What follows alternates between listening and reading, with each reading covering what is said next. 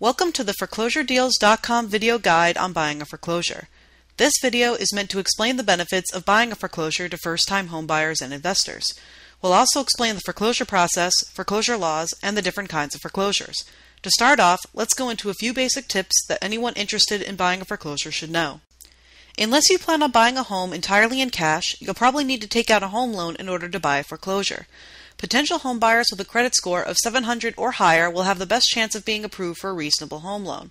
If your credit score is below 700, you may want to consult a credit repair service to see if your credit score can be improved. Though it may seem unnecessary to incur the additional expense of having the home inspected, you may save more money in the long run. There is no guarantee that the homeowner will inform you or the lender of all the damages to the property. There may also be damages of which the homeowner is unaware. You may be sparing yourself the expense of costly repairs later. Similar to having the home inspected, running a title search may prevent you from incurring some costly expenses after buying the home. A title search will tell you if the homeowner borrowed money against the home or failed to pay property taxes.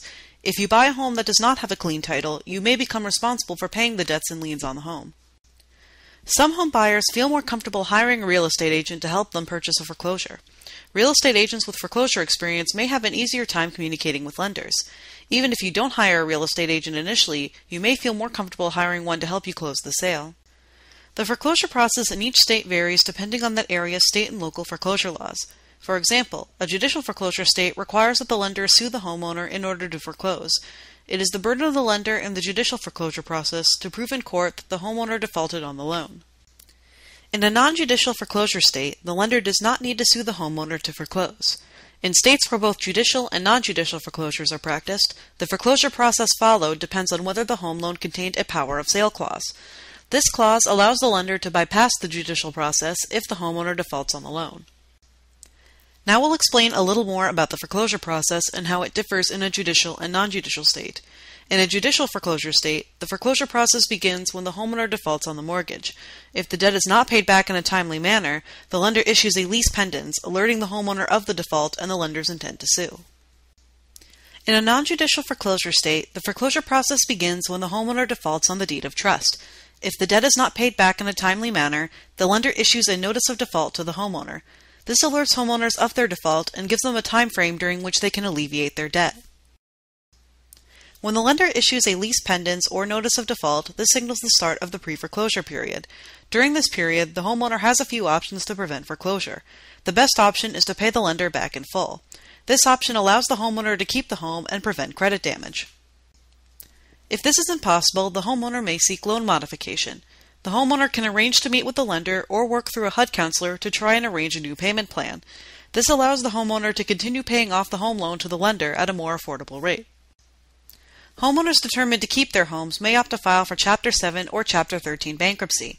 While some assets may be seized, homeowners are not usually required to relinquish their homes through these types of bankruptcies. However, a bankruptcy will damage the homeowner's credit more than a foreclosure would. Finally, homeowners who cannot pay back or modify their loans and are not willing to file for bankruptcy may opt to sell their homes as short sales to prevent foreclosure. This is when the homeowner makes an agreement with the lender to sell the home for less than it is worth in order to use the money to pay back the lender. If the homeowner fails to alleviate the default after a certain amount of time has passed, the lender will seek to foreclose. In a judicial foreclosure, the lender sues and takes the homeowner to court. If the lender proves that the homeowner defaulted on the loan, the judge will sign off on a notice of foreclosure sale, the lender forecloses, and the home is listed for sale at auction. In a non-judicial foreclosure, the lender will seek to foreclose on the property if the homeowner has failed to alleviate the debt after a certain amount of time has passed. The lender will usually issue a notice of trustee sale. This informs the homeowner of the foreclosure and allows the trustee to list the home for sale at auction. Once the auction period has begun, the home has officially gone into foreclosure. A sale date will be scheduled for the auction where potential home buyers can bid on the house. The homeowner may have up to 5 business days prior to the sale date to alleviate the debt. Auctions can be canceled or postponed with little notice, so always contact the seller named in the listing. Foreclosure auctions tend to be very fast-paced, so it can be easy to get caught up and bid more than you should. To make sure you don't fall victim to a bidding war, try attending a foreclosure auction as a spectator before attending an auction where you plan to bid. Witnessing the bidding process firsthand will help prepare you for what to expect when you make your offer. Sometimes foreclosure homes fail to sell at auction. This may be because the home failed to reach a minimum acceptable bid or because the lender itself was the highest bidder. When this happens, the home is considered a real estate owned or REO property. This signals the start of the REO period. During the REO period, the lender may attempt to sell the home itself. Smaller lenders may hand REO homes off to third-party real estate agents. However, larger lenders, such as banks with dedicated REO departments, will often list foreclosures themselves. This allows home buyers to buy foreclosures directly from the bank. When homes with government-backed loans, such as those offered through HUD, FHA, or VA, are foreclosed on, they become government foreclosures. Government agencies will usually buy homes backed by government loans that fall into foreclosure. A benefit to buying government foreclosures, such as those sold through the VA, is that they are often well maintained. In a judicial state, it may be required that a foreclosure auction be conducted by a local sheriff. These type of foreclosure auctions are referred to as sheriff sales. Foreclosure auctions are the most common type of foreclosure sale. This benefits home buyers because it gives them a plentiful amount of foreclosure homes from which to choose. While some foreclosure auctions may be too fast-paced for some, home buyers can be very successful at auction if they predetermine their maximum bid beforehand. Base your maximum bid on the prices for which similar foreclosures in the area sold at auction. Remember to subtract the cost of needed repairs and liens on the property from your maximum bid. One major benefit to a short sale is that it benefits all parties involved. As the home buyer, you receive a new home in which to live or invest. The homeowner is able to alleviate the debt with the lender. The lender receives the remaining amount of money owed on the mortgage or deed of trust. Unlike auctions, which may occur too quickly to allow time for the property to be inspected, short sales allow the home buyer time to have the property appraised and checked for damages. Having the home inspected can spare you the expense of unexpected repairs later. Remember to ask the lender and homeowner for permission before hiring an appraiser and/or contractor. Homeowners benefit the most from short sales by being able to walk away from their debt with less damage to their credit. While short sales will negatively affect their credit, they cause less damage than foreclosure would.